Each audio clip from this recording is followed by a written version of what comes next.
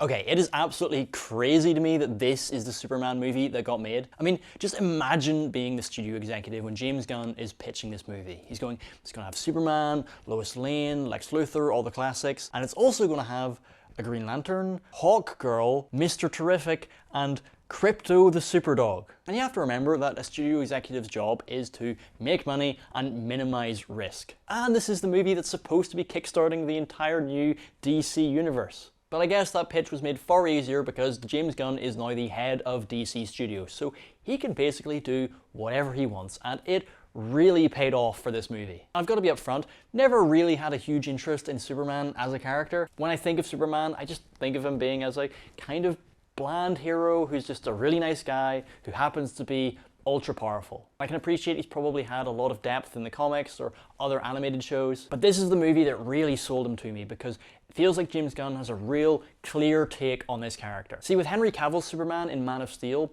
he very much feels like an alien. He feels like someone who cares about humanity but feels disconnected from it. That version of the character always had to compress himself and hide himself, and I think that could be an interesting take, but I just really didn't like it in that movie. I just find it very hard to connect with him as a character in Man of Steel. But with James Gunn's Superman, the thing he really does is just emphasize his humanity. He's incredibly earnest and optimistic, and also a little bit arrogant. There's an absolutely fantastic scene near the start of the film where Lois is interviewing him as Superman, and you see him get like a little bit cocky. You get the idea that this is a young Superman who's still a little bit naive. And this version of the character is one who gets beaten up a lot. He's not this unstoppable force. And I find that way more compelling because it means that there's a harder struggle for this character to fight against. Now, one of the major challenges with this film is it's the, I think, fourth major on-screen adaptation of Superman. It's also coming 17 years after the start of the MCU. So the audience's relationship to superhero movies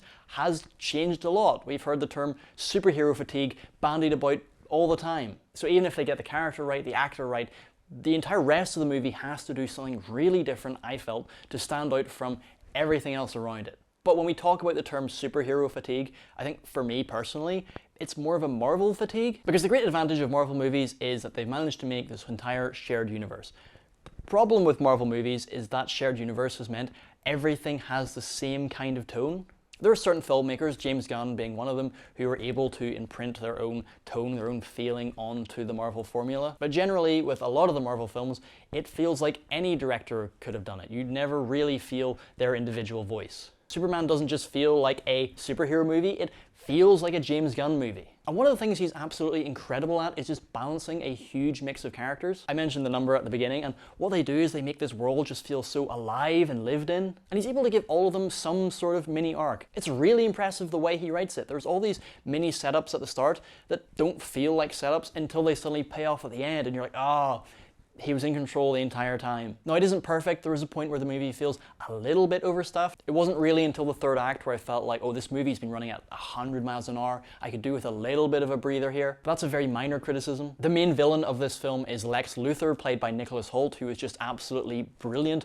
And James Gunn just gives him so much to work with. Again, a lot of superhero movies, mostly Marvel movies, have had a real villain problem. But Lex is a real clear issue in this film that even though he's crazy, you can kind of understand. Lex sees himself as this entirely self-made guy who has worked for everything, who's built everything he has himself. Now, he's still an evil villain, but that's what he believes. Whereas he sees Superman as this guy who has just dropped out of the sky and has just been gifted with everything. And you can see how that would really touch a nerve for someone like Lex. You really get the idea that it's not just he doesn't like Superman, it's that his entire sense of identity and self-worth is threatened by him. It's this really grounded perspective that still fits into this heightened B-movie world where there's Superman robots and Crypto the Superdog. I'm impressed by how all those other heightened things work so well in the movie. It gives the earnestness of it a certain charm. If this is any indication of what's coming next in the DCU, then I'm really excited. Again, not to bash on Marvel, but it still feels like a lot of the humor and tone of those movies is based in this postmodern, ironic detachment, whereas Superman just feels so genuine and hopeful and optimistic. And with the way the world is right now, the earnestness of Superman feels really needed. I would really recommend seeing this movie. If you have already seen it, let me know in the comments below. And if you want to make sure that you don't miss anything else coming up on the channel, make sure to subscribe.